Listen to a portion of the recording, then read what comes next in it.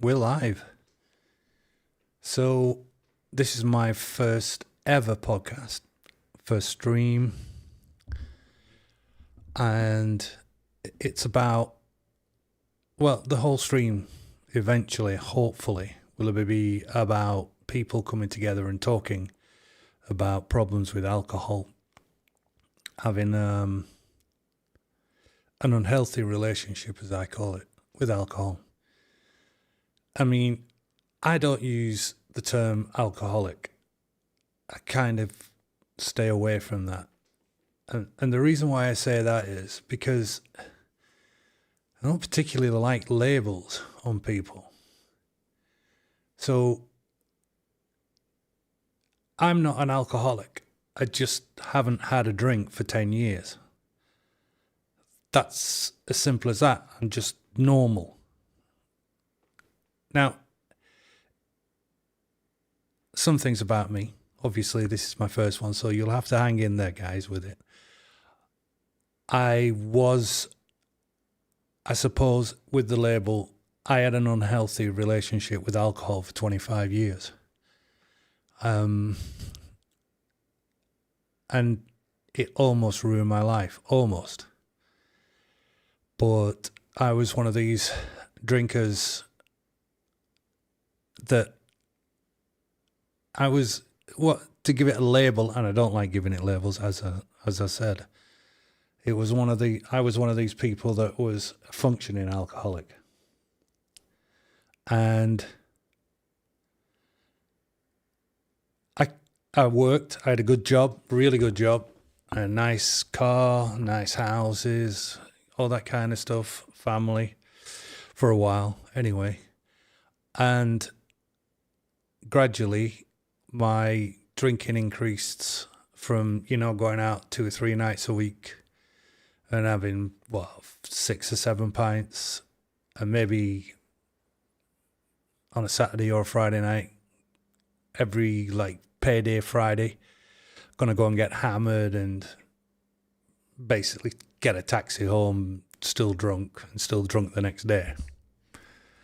To the point where I was drinking every night, at least a bottle. Well, I always drank a bottle of Jack Daniels. But when I say at least, I mean, I drank a bottle of Jack Daniels plus sometimes I drank more. Sometimes I'd drink a bottle of Jack Daniels, ring up a taxi, jump in it and go to a nightclub. And drink till 4 or 5 o'clock in the morning. So yeah, obviously that shows that I had a problem with alcohol. But the problem with alcohol I didn't have a problem with alcohol. I loved alcohol. I absolutely loved it. I loved the feeling of it. I loved it how it made me feel. That's the same thing. But yeah, what it didn't do for me, it didn't make me a good person. And I admit that now. I look back on it and I think, I wasn't really a good person. I ended up divorced, separated from my kids, and I ended up working away all the time in different countries for different governments, different companies, and living out of a suitcase, living in a hotel room, and being drunk every day for at least 15 years. I wasn't sober for a single day. Well, not that I can remember. I possibly could have been sober for a couple of days, but most of the time I drank, and I drank a lot. So, and I understand that there's nobody listening to this, which is quite funny actually for me. But I don't mind. Maybe somebody will listen to one of my streams, podcasts, call it what you want, and they may get something from it. Maybe a nugget, that golden nugget, and say, ooh, and that works for them. And they and they manage to stop drinking, stop destroying the lives of others around them, which is the main thing. You may have noticed that I've got some notes up here. So I got the notes and I wrote a load of things down in ChatGPT, what I wanted to talk about, and this is what it spewed out for me. And I really did want it to just create something, because I didn't want it just to be my point of view. I wanted to look at things from other people's perspective, from things that have been written about in papers by medical people, and discuss it. And I was looking at the first one when it says the morning after realization. People often describe waking up not just with a hangover, but with a crushing wave of shame and anxiety. I never did that. Never. Well, maybe I did it a couple of times, but yeah, that's probably because I didn't drink enough to get so blind drunk I couldn't remember what happened the night before. And that's not for everybody. A lot of people, you see, one of the things that I want to talk about more than anything is the perception of an alcoholic. And yes, I'm using that term because that's what people, a drink abuser. But that even sounds worse, because it sounds like you're abusing somebody while you're drinking. But that's not what I mean. The perception of an alcoholic, and this is the thing that is difficult for a lot of other people, is that, especially those that sort of drink, and they like to have a drink. They go to the pub a couple of times a week, and they have 2 or 3 pints and whatever. The social drinkers. They don't drink at home. They don't have alcohol in the house. They just like to go for a meal and have a drink and a nice steak and a bottle of red wine. That's the vast majority of people who drink alcohol. That literally, and apparently there's a lot more people that, especially the younger people, that don't drink alcohol, which surprises me. But the concept I've always seen, the idea, the person that makes people think of an alcoholic is the kind of like vagrant guy drinking like cans of Stella or whatever, the cheapest wine you can get hold of, sitting there with a cup, whacking that down. That's the extreme of alcoholism. That's mental health more than alcoholism. Although mental health does play a huge part in people's bad relationship with alcohol. And I think that what we don't see is how alcohol affects people that think that they're not like alcohol's not abusing them, in other words. So let's say, for instance, I had a friend of mine, his daughter came into the office and she said, "Oh God, I can't wait to get home tonight, put the kids to bed and really hammer a bottle of wine." And I was sober at the time, and I was looking at her and kind of thinking, so you're putting your kid to bed early because you need a drink. And that, for me, is my alcohol consumption is affecting my family, my relationship. And like, I can't do certain things unless I've had a drink. Whether it's, I don't know, socializing, having sex, whatever. That also is, you're being ruled by the alcoholism, by the alcohol itself in your mind. It's not, I don't believe that alcohol is the problem. I believe it's us that is the problem. No one ever forced me to have a drink, ever. No one said, oh, put a gun to me head and said, drink that bottle of Jack Daniels or else I'll blow your brains out. No one's ever said that. And it's a conscious choice. We make a conscious choice to drink alcohol. And the motivations behind that conscious choice are various. But the vast majority is because you just want to relax. You just want to let the alcohol take away the pain. Like, you know, you've had a hard day, you come back, you have a couple of bottles of wine and it relaxes you. It's like taking painkillers if you've got a bad head. But really, alcohol, it does more than that. It takes away your ability to make judgments, good decisions. And that's what I had a problem with. I made really bad decisions because of alcohol. And I don't have a magic bullet. I'm not saying that I know how to be able to give you an answer and you walk away with that and you stop drinking forever. Honestly, I don't. The easiest way I can tell you the way that I did it was that it was circumstances. It literally was circumstances. I'd moved back to near where my family lived, where my friends were, and I reconnected with them and I got back into a different type of social life. I was still drinking. I was still drinking the exact same amount. I was working. I was making good money, working for a company. And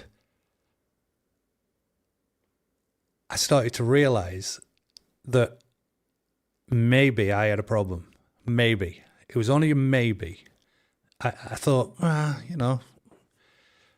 maybe I should stop drinking. Maybe it's not good for me. But I loved it. I really did. I had these friends, really good friends, I thought at the time, that, we used to meet up and we used to get hammered and we used to have a great time and have a laugh and then joke about it the next day in the office and all this. It was brilliant. But the other days, so that was like maybe once a week or once a fortnight. The other days, I would be drinking on my own or playing games on the internet, drinking with people that I knew on the internet, gaming buddies, getting hammered, fucked up Fridays, we used to call it. Hey, get smashed. Right, I've got everything here. I've got all my, I've got my kebab on order for 11 o'clock. I've got my Jack Daniels. I've got my cans for afterwards or in between if I'm feeling a bit thirsty, which Jack Daniels and Coke can make you feel a bit thirsty. And I got my cigarettes all laid out. Let's play. Let's go let's go gaming. I mean, I like playing tanks. And I remember at one point playing tanks and I was so hammered that I literally couldn't see the keyboard. And then it was, I'd set it, a weird thing about it is that I'd set it up so that I had a nice house and I could have had my PC and everything in a separate room. But I set it up so that I set it up in my bedroom so that if I did pass out, I'd just pass out on the bed. And yeah, smoking 20, 30 fags, at least 20 cigarettes in a night, and a bottle of Jack Daniels, and maybe 6 cans of Stella. And get up in the next day to go into work to do something. I literally think about it now and I think, oh my God, If I had a friend that was doing that, I'd be absolutely horrified. Honestly. But I didn't tell anybody. At the time, I was living on my own. My daughter came to live with me for a while, but then she started living with a boyfriend, and she left, and then it got to the end of the sort of contract that I was doing, and I was wondering about what I was going to do next. I fancied going abroad again, maybe do some work for a government, whatever. And I thought, right. And the weird thing was, in my head, this is what I had. I wanted to go and work for in Dubai. So I thought, right, I'm going to give up drinking because they don't like drinking in Dubai. And that's how little I thought about alcohol. I thought, right, I'm just going to give it up. It wasn't killing. It wasn't like gripping me and saying, oh, you have to drink. I just literally love drinking. I literally like to have a drink. So I decided that I'd go to the gym. That's one thing I decided to do. And a friend of mine who I work with was a teacher, karate. And so I decided that's what I'm going to do. I'm going to do karate, and I'm going to go to the gym, and I'm going to do and I'm just not going to drink. And the weird thing about it was, I did. We did. I literally stopped drinking on like the Monday morning, so Sunday, and didn't have a drink on the Monday because I knew I was going to go to karate on the Monday night, and also I was going to go to the gym afterwards. Well, I didn't actually go to the gym afterwards because karate almost killed me. I was sweating. Oh my God, I can't tell you how. It was horrendous, but it gave me a wake-up call. And another thing that at the same time was that I'd been listening to it was part of a podcast. I really can't remember who it was, but this guy was saying that, and this was more about mental health. This guy was saying, that voice in your head, that one that keeps saying to you, you shouldn't do that. You shouldn't do that. It's not going to be good for you. But you ignore it. You shouldn't ignore it. Literally, you should have an argument with it. You should, when it says what you think is stupid, which I always thought it was stupid. What am I doing drinking a bottle of Jack Daniels? But hey, why not? And I was driving home on the Monday night, after work on Monday, because to get changed and go and, do the karate.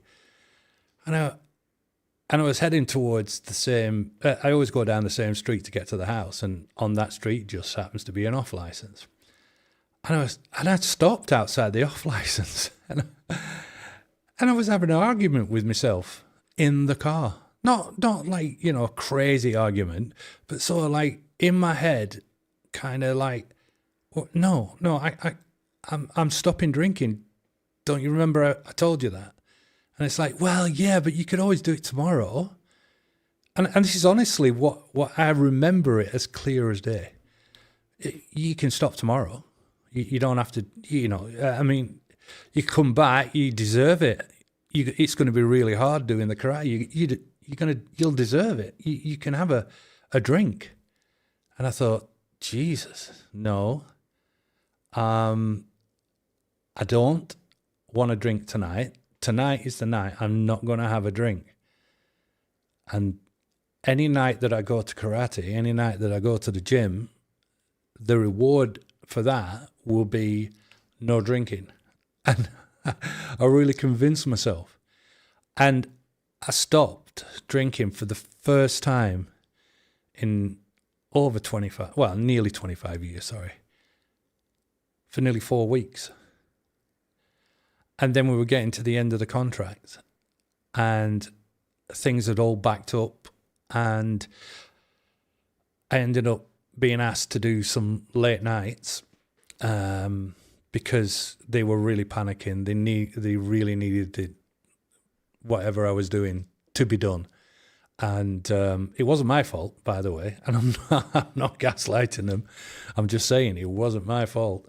The way that they planned it, I ended up, Monday morning was literally my busiest day. And every Monday morning was always the part of the planning. It was always busy for me. And I'd ended up working till, I think, 8:30, 9:30 at night, and got it signed off, and I felt, fuck, yeah, that's good. Got that done. Boom. We all had a high five. We're going for a drink. Yeah, but I'm not drinking. I missed the karate, missed going to the gym, but I was determined. No, I'm not going to have a drink. So we went to the pub. There's about 4 of us. Obviously, Monday night, it's going to be quiet, but it wasn't.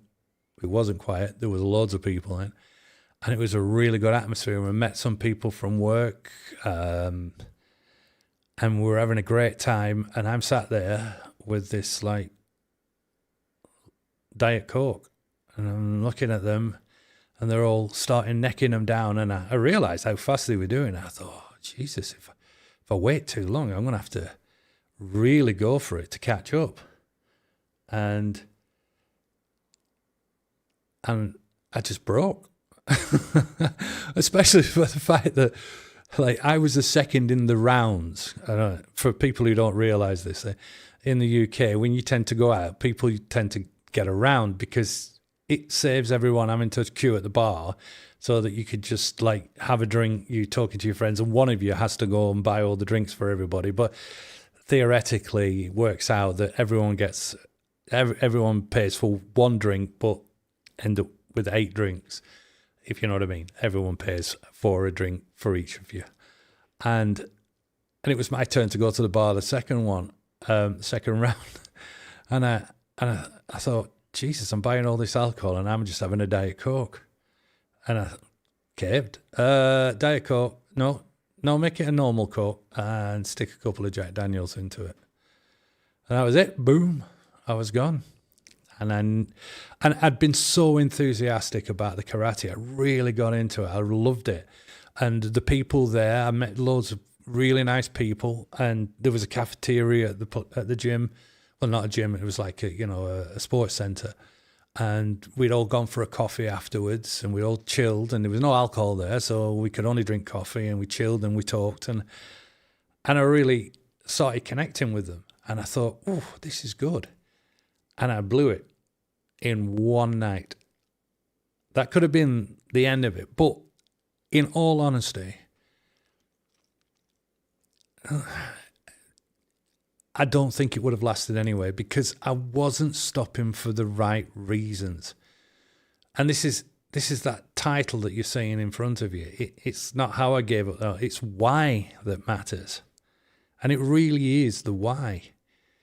And I gave up. I'll put it in the simplest terms you can. I gave up for me. I literally gave up for me. In the end, I went, nope, you're a dick. You shouldn't be drinking. It's fucking your life up. So stop it. And you're doing it for yourself. I'm not doing it for my kids. I'm not doing it for my family. I'm not doing it for anyone. I'm literally doing it for myself. And the only person that could help me, I realised at the time, because I talked to people and I'd read books, and, I could have gone into rehab. I had enough money. I had actually really good private health insurance, and I hadn't used it for years. And I could have just said, right, yeah, I've got an alcohol problem. I need to use it. But I didn't. And that's part of another story, how I got to that point. But the point this point that I'm trying to make at the moment is, I had stopped drinking for a month. I'd lost loads of weight. I literally fell off me. The amount of calories that's in alcohol is insane. And then on top, I didn't drink Diet Coke with Jack Daniels. That would be heresy. No, I drank full fat Coke, and you drink 2 bottles of 2-litre full fat Coke, and the sugar in that. I'm surprised that I wasn't in a diabetic coma. Never mind like an alcoholic coma, and then beer on top of that, and there was all these things that were going through my head at the time, especially like, well, I'm paying for someone. I'm paying a big company, some directors, some shareholders are paying for their expensive meals, their hookers, whatever, to poison me. They're making the money out of the breweries, out of the companies, and they're getting that from me. I'm working to pay them to poison me. And I thought, whew, that's quite deep. Didn't stop me drinking at the time, but it was there. And I started to chip away at all the things that I'd held dear. Like, yeah, I had Jack Daniels t-shirts. I had a Jack Daniels lighter. Jack Daniels could be the sponsor. And I had key rings, you name it. I love Jack Daniels. It really, crazy, because it wasn't really until I got to drinking spirits that I drank a lot more than, if I'd have stuck to beer and just drunk beer, I always got too bloated to drink a lot of beer. So I get to about 7 or 8 pints and I'd be like, oh, I can't take any more of this. And I've never been a whiskey fan. I've never found the taste nice. I don't, honestly, and maybe it's my taste buds, maybe it's the way I'm built, but I never found it. I admit I am a sweet tooth. I do have a sweet tooth. I like chocolate as well. I like it more now. And so whiskey was never the thing for me. But one day, I can't remember what it was. I think it was on a flight. I think I was going to some kind of, I was going somewhere. I think it was like Prague or something. And and my mate had ordered a Jack Daniels. And I said, what's it like that? And he's like, oh yeah, it's really nice. It's a bourbon. It's really good with Coke and ice. And I tasted it first, honestly. It was like taking crack for me. I was like, ooh, that's good. To the point where, this sounds crazy, but someone that I worked with for a while, he invited me to his wedding. And, well, there's more than one story about it, but he invited me to his wedding and I ended up at a table with some friends of mine from work. He invited like 4 of us from work. And I was seeing a girl at the time. And so we were all around this table waiting for the food and everything. And the waiter came over. It was a posh dude. He had some money, believe me. He might not have had as much money afterwards, but he definitely had some money.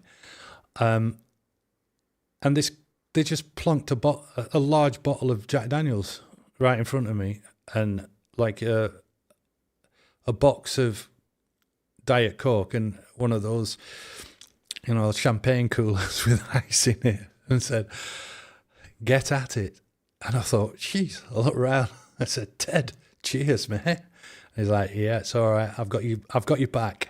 And it was like, crazy, isn't it? And another one.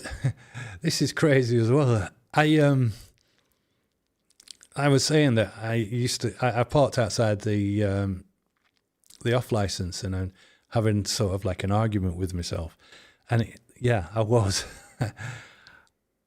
and I went in to the off license on that night. The Monday night, afterwards, it would have been the Tuesday. So it was the night after we went out and had a drink. And I went into the off license on the way home, which I did quite often. Sometimes in one city that I worked in, they used to send me, I used to buy 8 bottles at a time and have them delivered. But I went into the off license and it was an Indian guy, and he was a lovely guy. And he said to me, "You've not stopped drinking?" And I went, "Why?" He said, "We bought all these Jack Daniels," and I realised for like 9 months I'd been going there every single night and buying a bottle of Jack Daniels. So they bought in bulk to make more money because I was a guaranteed customer. It wasn't, "Oh, you shouldn't drink a bottle. What are you doing drinking a bottle of Jack Daniels?" No one ever said to me, "Are you drinking it on your own?" No, it's like, ka-ching. Yep, getting that money. Ka-ching, I got the money. Yeah, every day as they're going along. No, people literally put money before the health of other people. Well, I suppose Big Pharma does exactly the same, but that was another thing that it was almost like an internal notebook, and I was jotting things down and they were sticking. And that was another one, as if to say, Jesus Christ, am I like paying for this guy's kid to go through like private school? I mean, at £23-24 a bottle a night, I mean, you do the calculations. It's crazy. It's crazy. It could have been. I mean, I do believe that I spent tens of thousands of pounds on alcohol, and not just the alcohol, the tertiary stuff that happens when the need for a taxi, the kebabs, the paying to get into nightclubs, the stupid things you might do, like I went to a casino. And I can't remember exactly how much I'd spent, but I was earning really good money at the time. And the next day I thought, oof, that's a big hit. What the hell was I doing? Anyway, yeah. So, and lots of other things that are around that. And like I said, I had this internal notebook and I was making all these notes in my head, and they were getting pushed to the back because I was still drinking. And it was coming to the end of my contract. So this is about 3 months after I'd given up for a month because they renewed it because we didn't get it out on time, which was standard. And I was then thinking about, all right, yeah, I thought about going to Dubai, and they don't like drinking out there, which apparently that turns out to be not true. You're allowed to drink, but it's not really, you're not really allowed to, but you do, as long as you don't break any of the laws. Like apparently in hotels, as long as you don't walk out the door with, after drinking alcohol, you're fine. Or, well, whatever. But I was going to give up, get onto my contract manager, because he'd already mentioned Dubai, and because I'd never been to Dubai, and I wanted to. And I decided that I would stop drinking. This is crazy because it was never going to happen. I'd stop drinking when I went to Dubai. So the night before I would fly out, that would be my last drink. And then and it might have worked. Literally, it might have worked. The idea of banning of alcohol being haram, and they have a lot of things right, does Islam, and I believe that. And one of the main ones is alcohol. They just looked at it and said, no, it's not good for you. It's so don't do it. And you're not a good person if you drink a lot of alcohol or drink alcohol. I don't know if they used to drink alcohol before, honestly. But yeah, and that was my plan. That was the original plan. And I was getting to, I think, I don't know, probably about 3 weeks before the end of the contract. And I went, I went to the contract manager and I said, I want to go to Dubai. You've got something lined up. And he's like, yeah. And I said to him, I'm going to give up drinking when I go over there. And he said, no. Why? I said, because you can't drink. It's an Islamic country. And he went, no. You can drink. You can drink in the hotels. All the lads drink in the hotels. Yeah, and there's like other places where you can go drinking. And that kind of kicked me, and I was like, oh, I really wanted to use it as an opportunity to give up drinking. But circumstances changed. And just at that time, my father became very ill, and he was being placed on a transplant list. And I had to take him to Manchester every day, which I didn't mind. Like in the evening. So it was after I finished work. So they kind of his blood tests done, this, that, and the other. I don't know what it was, but he had to go like every other night. Sort of like Tuesday, Thursday, and Saturday morning, I think it was. And yeah, like I say, he wasn't very well.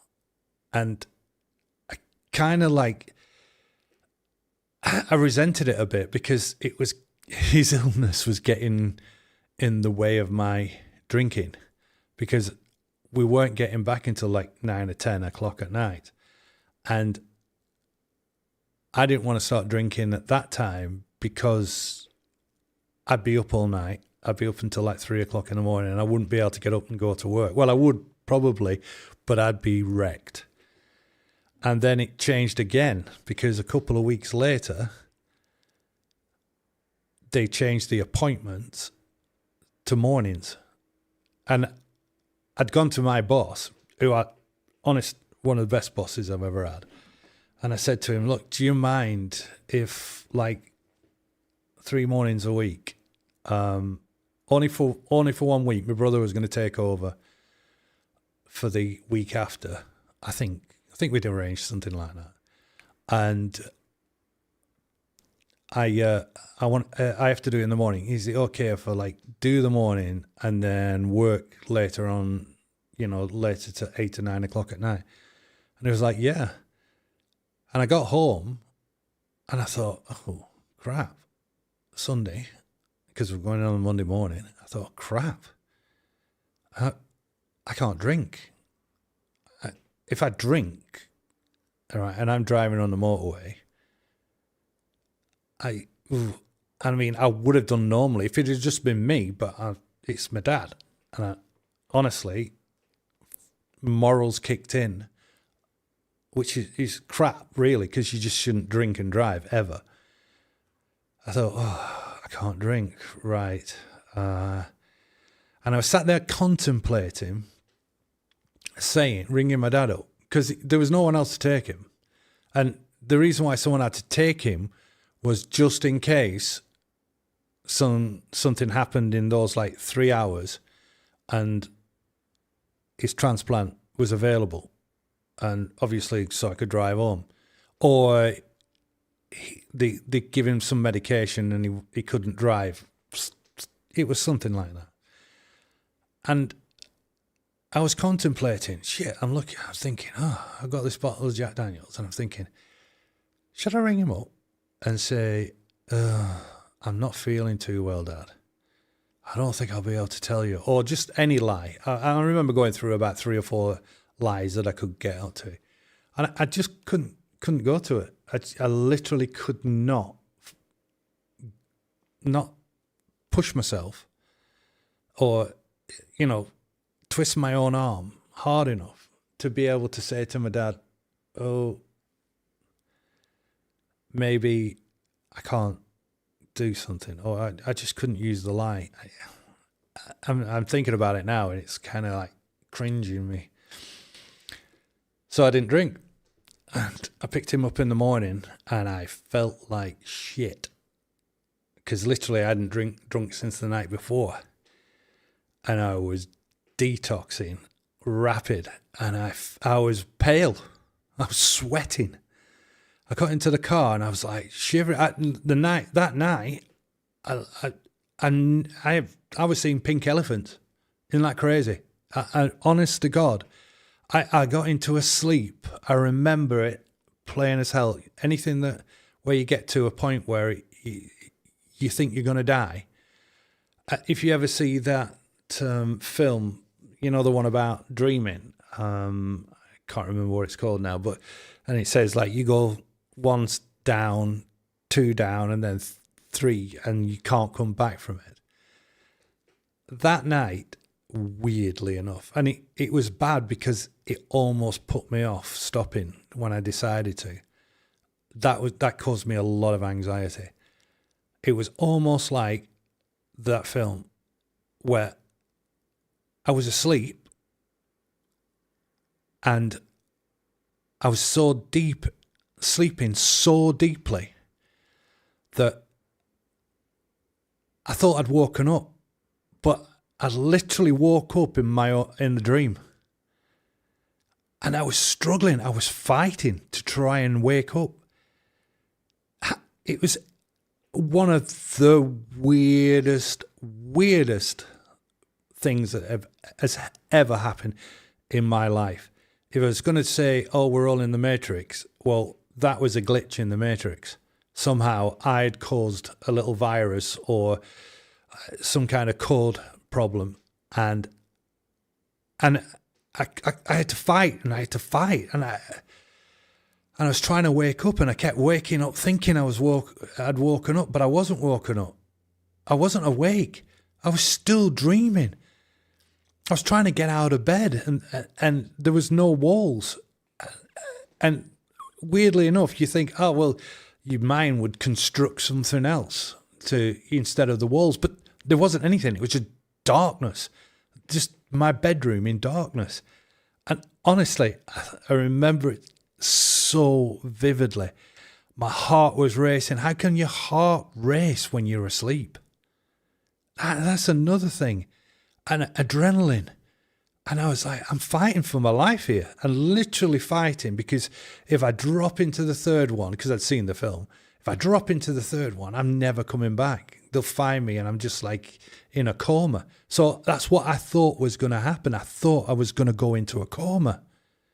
And that's why I really, really fought like fucking to get out of it.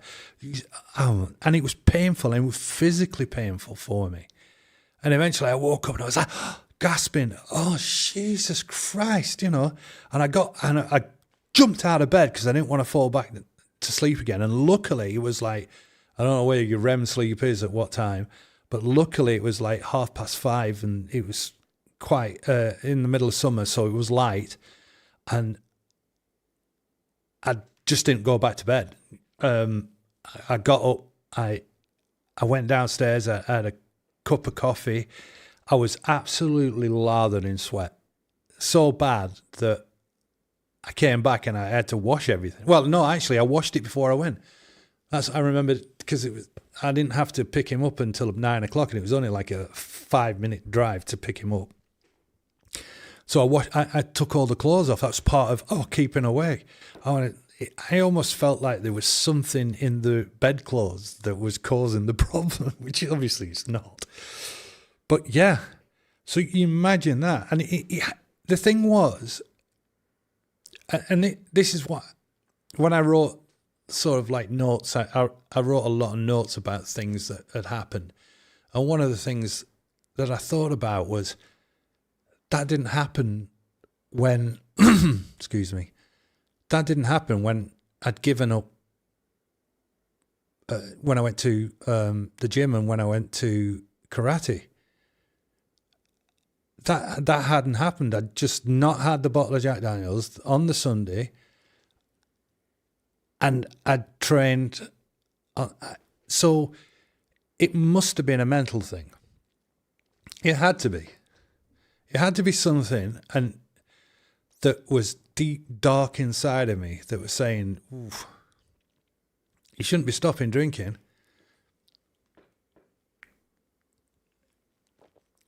Sorry, I needed a drink. I was getting a bit choked up. But yeah, so I went and picked my dad up and I took him to the hospital. And a couple of days later, I think it was sort of like the Wednesday afternoon, he rang me and said, they've got a transplant for me. Your mum's going to take me, but I don't really want her to. Can you take me instead? And I said, yeah, sure. So I talked to the boss, and this was on a Thursday. I think it was Thursday. It could have been Friday. But yeah.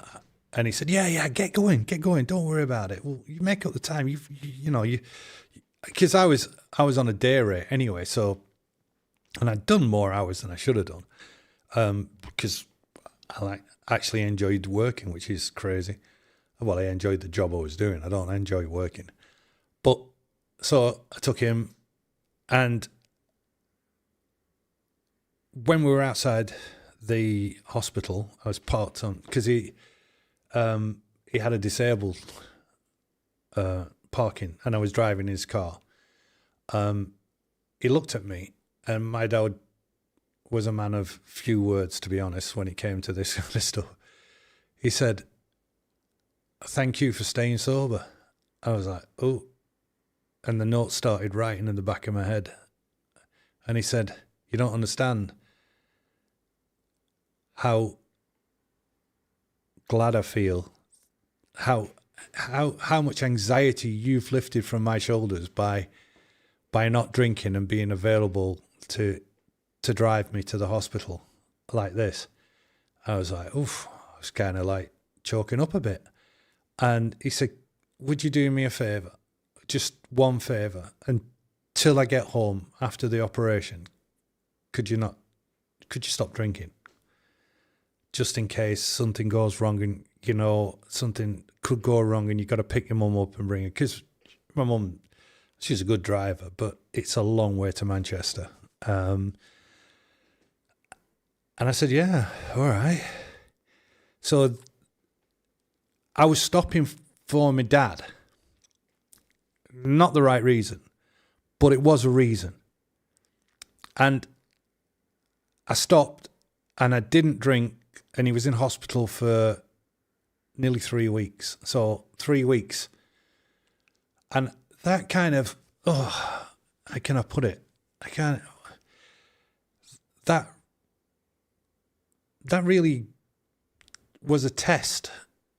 And in a way, it was a test. In another way, I found it quite easy because I could just blame my dad. No, I can't drink, mate. I can't have anything to drink.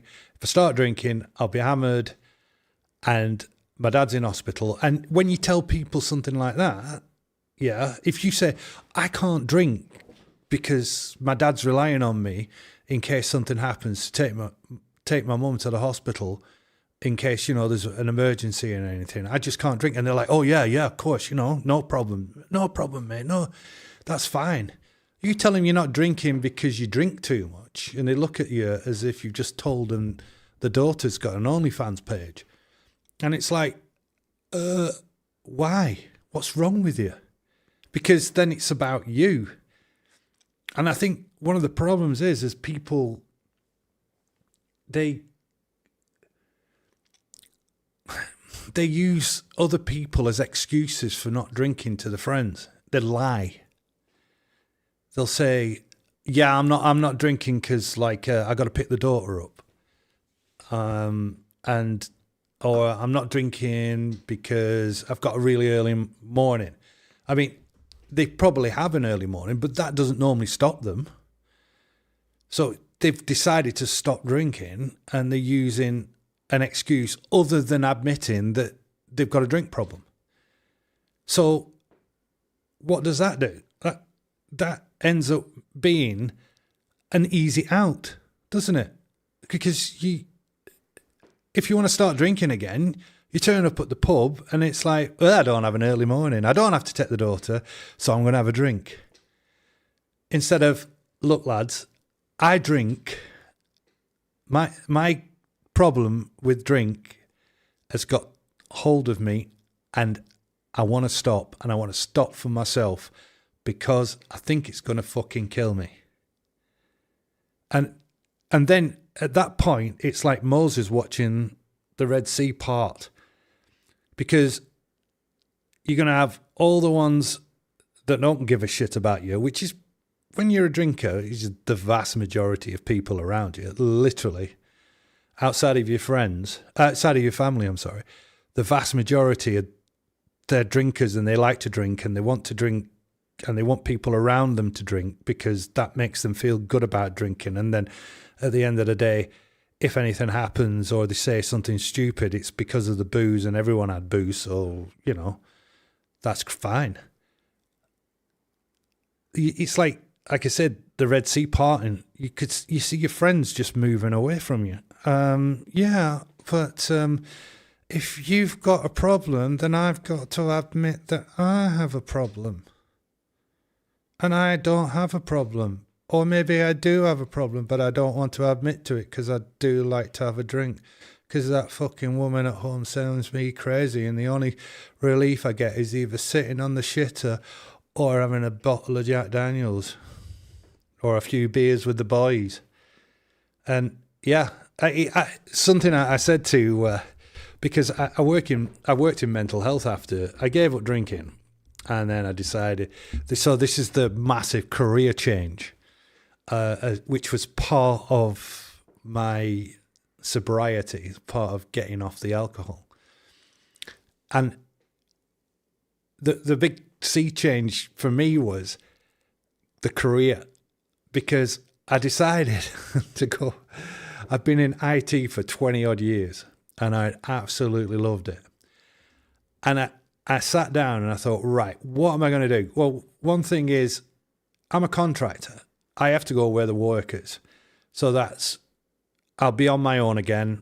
I'll be sitting in either a bed and breakfast or a hotel, and my best friend is the barman, and they change every couple of nights, you know.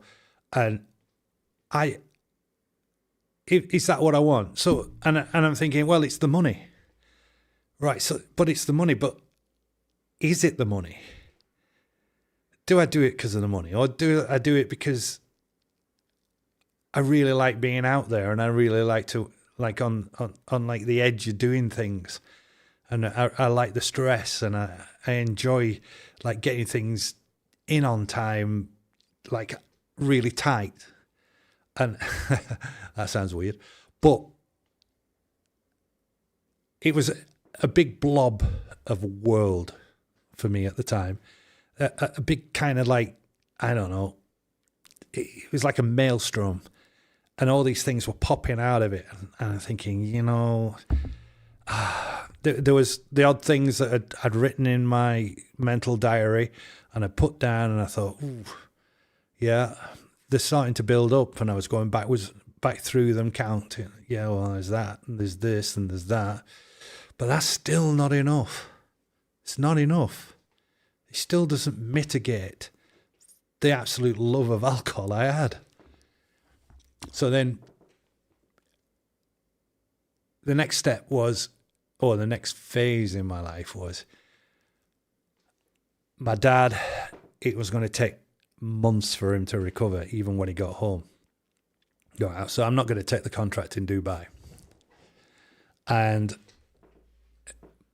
my mum was quite capable of looking after him, because of her career. So I think the way I thought about it was, I'm not going to get the money. I'm not going to be able to live the life I have at the moment. I'm not going to be able to afford this car. I'm not going to be able to afford this house. I'm not going to be able to afford this, that, and the other, the good stuff that I got from it. And I'd have to sacrifice that and alcohol. Right. So how do I do that? Well, first thing, you downsize. Yeah. But I'll need some work because I still need to pay the bills. Right. I've got a friend who lives in the city, which is close to where my parents live and my family. I can get a place there.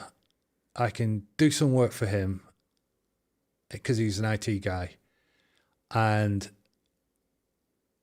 that'll pay the bills, and I'll be able to downsize, and it won't be as much stress because he won't give me that much work. It'll be enough, though. It will be enough. What do I do for a car? Right. Something practical. And I was thinking practical at the time. I was thinking, and I'm planning. And I'm planning for myself. I'm still drinking.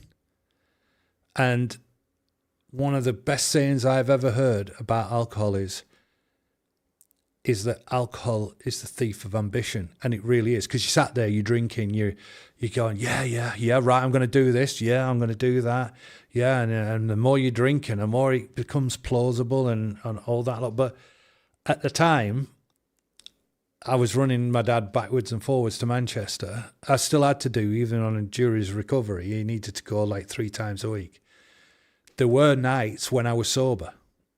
And I sat weird because obviously alcohol is out of your system within 24 hours, most even on a heavy night. And so it was those moments where I wasn't drinking that I decided to plan. No point planning, I'll just play fucking games and get hammered with my mates on the nights that my dad didn't need me, where someone else was like covering, because obviously he didn't want to put the pressure on me for me to be the person who was going to do everything. That would be, especially with the friends and family that we had around. But I think he did it on purpose. I really do. I think he did it for that reason, that he knew that if he asked me to stop drinking for like 3 nights a week, then I would. He knew that I would, because he was my father and I loved him and I'd do anything for him. So the days of clarity, the nights before I had to go and take him to hospital, and by this time my contract had ended, so I wasn't earning any money. So I only had the money that I had in the bank. So this is one of the reasons why I was juggling everything. I was writing down, I was reading, I was watching YouTube videos, I was listening to podcasts. You know, I was trying to find every answer to how I could get over this addiction to alcohol that was ruining my life. And it was, because I knew it was going to ruin my life. And I felt ill, and I had looked ill, even though I'd had blood tests and it said, yeah, it's all right. Your kidney function's fine. And we have hypertension in the family, by the way. I've always had a high blood pressure, weirdly enough, and I've never took hypertension tablets for it, and I still don't. And I'm getting on now. And it's one of the reasons why my dad was ill. But yeah, the liver, and then weird. I don't know. I don't believe in higher powers. I really don't. I believe we are who we are, you know, and we've been here since, you know, we came out of the swamp. But because I'd gone so long drinking, stopping drinking, heavily drinking, stopping drinking, something had triggered in me. I don't know what it was, whether it was that, you know, ethanol that was coming out of my system, and then my kidney was reacting, it was trying to do something, and I was stopping it, and then I was hitting it again. But, yeah, I started getting some really bad pains in my back, and I thought it was my kidneys. So I went to the doctors, and the doctors were like, "Oh, take a blood test," and he's like, "Ooh, your liver function, it's not good. It's not terrible, but it's not good. Do you drink?" And I was like, "Yeah," but I was lying to him, obviously. "But I don't drink that much." "Oh, right. Are you sure?" And I was like, "Yeah." Of course, a private doctor as well, by the way. And But it scared the shit out of me when I came out of there. I was sat in the car, anxious. I was like, fuck, is my liver going to pack in? Do I look jaundiced? I was like looking in I thought it was in my kidneys and the hypertension. I thought, well, give me a couple of pills and I'll be fine. But not kidney. Oh, no, not with kidneys. Sorry, with livers. That is, liver's your death sentence. Because you can't go on dialysis with liver failure. So I was looking at my eyes, and then I rang my friend up who's a nurse, and I'm saying to her, what's the signs of like liver cirrhosis, you know? And she's telling me, and I'm trying to find this like yellowing, and I didn't have it. And I thought, oh, not jaundice. But and it could have been, believe it or not, I'd had that doctor for 9 years. It could have been him lying through his fucking teeth, honestly, because I never saw the results. He just said, oh, your liver function, it's not good, not really that good. And God bless him if he did, because he shit the fuck out of me. I'm like, what? Fuck, I don't want to have to go through. And I just seen what my dad had gone through with another type of transplant. And I'm thinking, fucking ain't no way, man. I don't want, right, okay. So that got scribbled. That got a yellow marker over the top of it. You know, your liver's going to get fucked. Right, so that went on the internal diary. And I had an argument with myself, and I'm like saying to myself in the car on the way back, I'm saying, you fucking idiot. You fucking kill him. You're killing me. Your stupidity, your need to drink, your lies, your everything else, you're trying to kill me. And for one of the first times in my life, after saying something, it might have been, I don't know exactly what I said, but there was silence. There was no comeback. There was no argument. And I thought, fuck. And I'm like, oh, maybe I'm onto something here. So that's when I decided. I got back, I got home, and I went, and I rang my daughter up, and I said, I'm moving to the city. I've got a job. My mate's going to give me some part-time work, some remote work. I'm going to lock myself in the house, and I'm going to go cold turkey. And I'm going to get everything sorted. I'd done some part-time through this friend of mine in Preston on some house conversions into flats, and they were proper lad pads. They were a mint. And I'd helped out with like routers and the Wi-Fi and the internet connection, and put all the RJ45 blocks in, cables in, and put them in, because they were really meant for students. And I rung him up, and I'd said, the landlord that I work for, and I said, have you got any of them flats to rent? And he went, yeah. He said, but I only rent them to people that I really like. And I went, oh, shit. And he went, no, don't worry about it. I like you, don't worry. You can. And then we got into a conversation. I hadn't really had a conversation with him, and he's a bit of an hard bastard, I'll give you that. He used to be a bit of a, like, wheeler and dealer, a bit of a, he got into a fair few fights. He was the same age as me when he was younger. And he's like, why are you giving up the house in that little village? And I was like, well, I'll be honest with you, mate. I'm going to go cold turkey. I'm going to stop drinking. And he went, right, get down here. Whenever you're ready, I've got the perfect one for you. I was like, oh, fantastic. So I shot down, I think it was on the Saturday morning, because I can't remember, I had something on the Friday. I shot down. I hadn't drunk that night because, that was right. I took my dad for his blood works in the morning, and I dropped him off, and then I shot back, and I went to the landlord's, and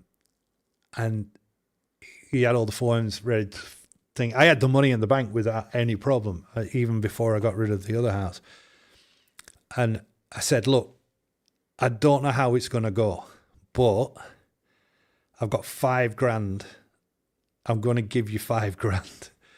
Yeah. It was 400. I think it was £450 a month. Something like that. I think, or maybe a little bit more.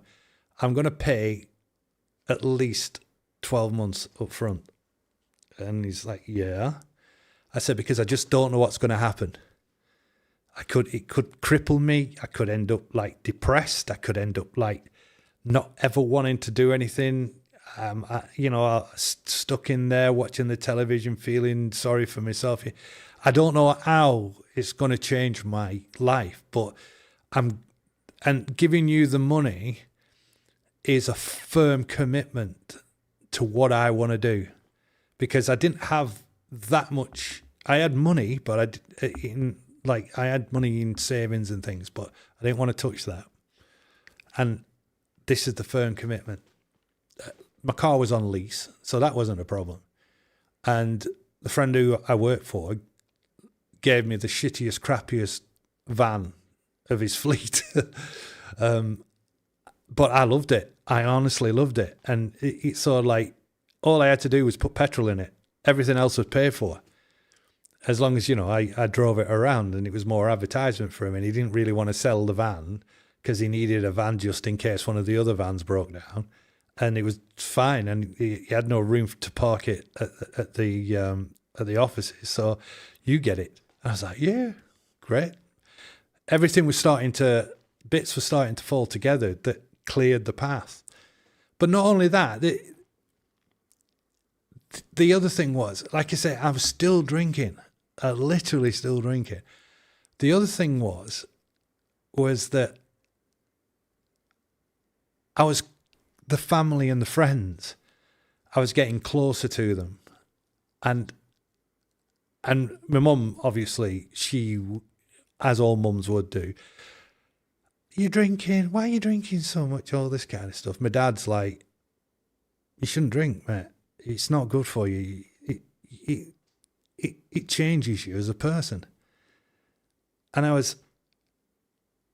got to that point where I wanted to, I don't know, I was either disappear forever. I mean, I'll obviously hopefully do another podcast or live stream and talk about it. But yeah, I got to the point where I either got rid of them because they were against my drinking, or I embraced them and said, yeah, you're right, and thank you. Anyway, I've been going on an hour now, so, and not had a single viewer. But at least I got it down on video. Thank you for watching. Thank you for listening if it's a podcast. And I'm going to try and do at least 2 a week for an hour and see how it goes. And I'll explain my reasons why I'm doing it maybe in the next podcast.